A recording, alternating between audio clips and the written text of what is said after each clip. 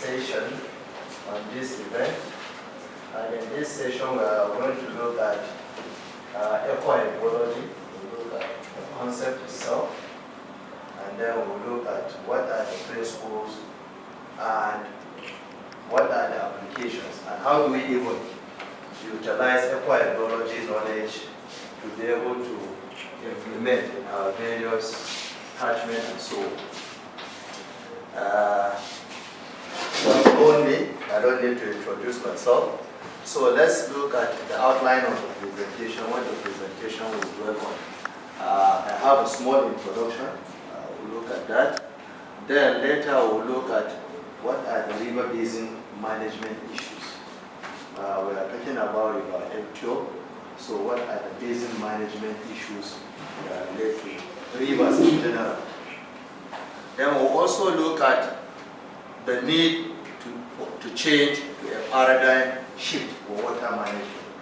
All along, we are having a system of management, but the big question, has it worked? No. Then there is need for us to have a change. So what we needed is an integrated approach that look at holistically all the stakeholders and all the issues, and then coming together to sit down and address it. Then, this is where the concept of ecohydrology becomes relevant, and we are going to look at why ecohydrology. Then, what is ecohydrology itself? Then we will now look at the concept of application, and then we'll look at what principle is ecohydrology based on. Then we will look at how does ecohydrology works, and then what approach do you conceive when you want to implement ecohydrology. Then we will look at typical example of case studies where ecohydrology has been applied and what are the results. We will now look at them.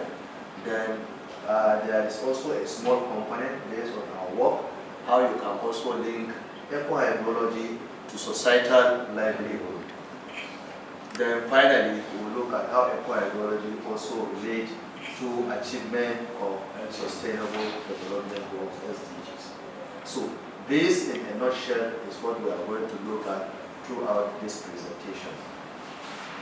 Please feel free, if you have any questions along the line, please, you can stop me and ask your question, and we move forward. Now, as part of the introduction, my director has shown us this, but we all know that the world is faced with challenges. And what are the challenges? Basically, are challenges that relate to water resources, quantity and quality. Yes, we have a lot of water, but what is the quality of that water? That's another big question. Especially in this part of the world, in Nigeria, we have a lot of water, but is it of quality that can be utilized by everyone? That is a question that we need to answer. And then when you look at the global water resources generally, 99% of the global water is locked up in the sea and oceans. You understand? Only 1% is available in fresh water. And out of that, 99% is also locked up in the ground. You have to drill. Only about 1% is flowing in the rivers, the lakes, and so on, and we are seeing basically. So that is to tell you that all this that we are seeing in River Ethiopia and so on, just belong to that 1% of the fresh water. 99 of it. So we can see how we need to value the water resources we have. And just as he has said, River Ethiopia flows and moves into the sea. So that lot of water is going into the sea. And once it goes into the sea, it turns into salty water. And that cannot be utilized by me and you, unless we employ a technology that is very complex and very expensive. And that is what, for example, those in the marginal areas are using, like in Dubai, Saudi Arabia, and so on.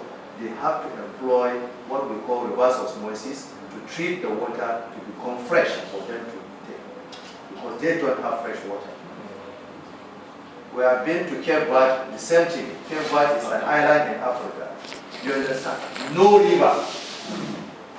It's only sea. They don't have river at all. It's an island in Africa here, but no river at all. It's only sea water.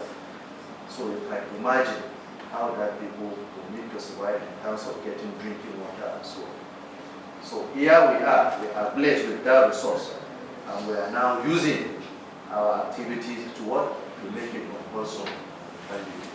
So these are issues that we need to look at. Global scenarios suggest that almost 2/3 of the world population will experience some water stress by 2025, which will accelerate water and environmental degradation to an unimaginable scale, which is true.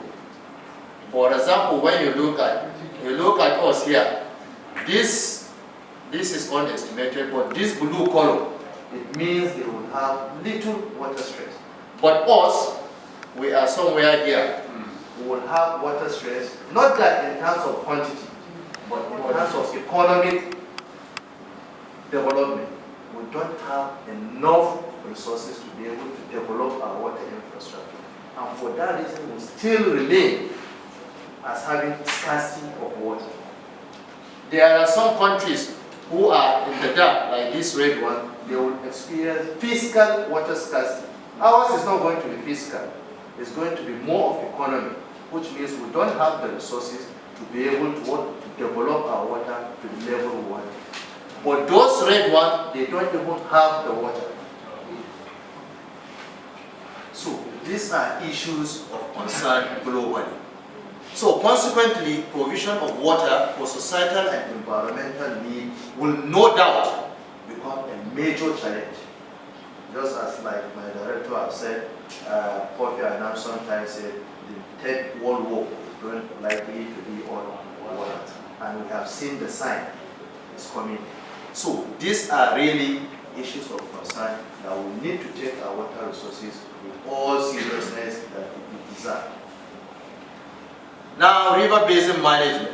When we look at river basin, river coast, it is being faced by so many challenges. One of it is climate change, which is imminent, we have seen, and it is coming. Is that clear? We have seen evidence. We have seen global warming, it's also part of the thing that accelerated climate change. And then with that climate change, we are having what? Flood, we are having drought, in some areas we are having soil erosion. For example, we in this part of the country, we are having a lot of flooding issues. Is that clear? Yeah. But elsewhere, we are having drought. Yeah. So let me touch you. Yeah. The chairman of the government asked me a question when I had this with him. Okay. Yes. He is the one that interested in the farm tank. Yes. Ask him, which area on the world if you invest in this kind of water. I think that's your question is just that's a point you make. Exactly. Answer that question. I Yes. can call him. Okay. Okay. So thank you very much. So these are the issues. You see, drought. For example, here we are having a lot of problems. Elsewhere is drought.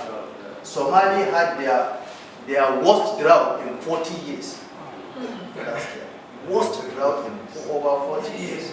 So you can see the extreme event. Here we are crying flood, there they are crying drought. And still within the same continent.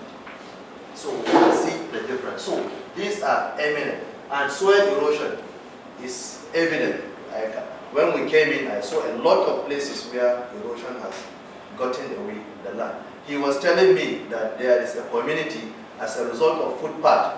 That community has been divided into two.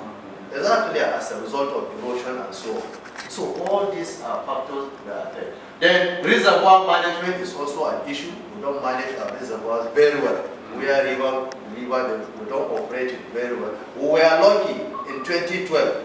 Kayenji and Co will have gotten away. If Goronyo has gave way, then we would have been in trouble. So all these are issues that we need to look at. And then also look at the issue of societal things. We needed all this, and as a result, you can see water demand is becoming becoming high. The quality and quantity are also being affected. So all these are issues within river basin. Industry, energy, and so on are all relying on the water and then goes within the river basin. So all these are issues of concern within the riverine catchment. And until and unless we now look at it and sit down together, all of it in an integrated manner, it will be very difficult for us to manage it efficiently and effectively.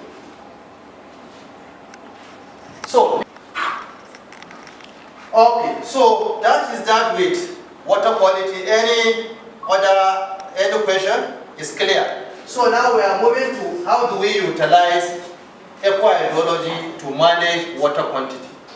Yes, EH solution address water availability in terms of supply or quantity through managing precipitation and humidity, water storage, infiltration, and overland flow. You can also utilize ecohydrology to do that. In many cases, more ecosystem-friendly forms of water storage have been found to be more sustainable and cost-effective, such as natural wetlands. Those natural wetlands we see surrounding our riverine corridor, they are they perform the same function as the constructed wetland we are having. And they are very efficient and effective. But most of the times we remove them. Just like my chairman says, the Julius Baja, when they wanted to pass, they all destroyed those corridors. You see, they have destroyed a resource that is valuable to the protection of the people. So, and these are various applications depending. For example, for water availability, you can have reforestation where the forest has been cut down, just as what my chairman was saying. We can, the system can now, a river restoration, we can now embark upon planting of trees to bring them back to where they, so to restore them. So that would be another thing we will look at to see how we can bring back those trees, because they are very important. And then that they can enhance the watershed. We can also reconnect the rivers to the floodplains. Where there is a truncation between the rivers and the floodplain, they can be reconnected to ensure that that floodplain is also linked to the river. You can also have wetland restoration. You can have it in floodplain over the area. You can do that. You can also have constructed wetlands, just ones I've shown us. That can also be applied. You can also have water harvesting, just like what my chairman is saying.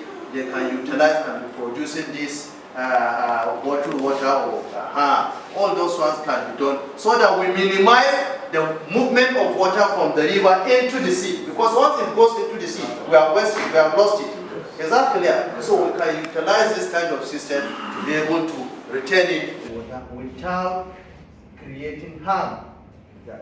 We also need to look at irrigation, agriculture, how will they irrigate and work without creating harm to the environment and the water as well.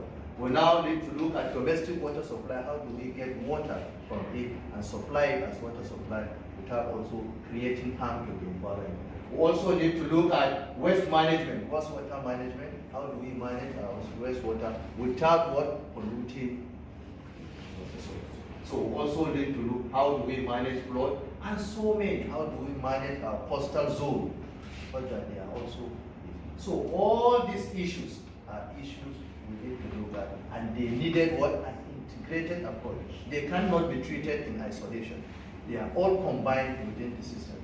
So we needed a system that will work on that. So why ecohydrology? Now, the decline in quality and biodiversity observed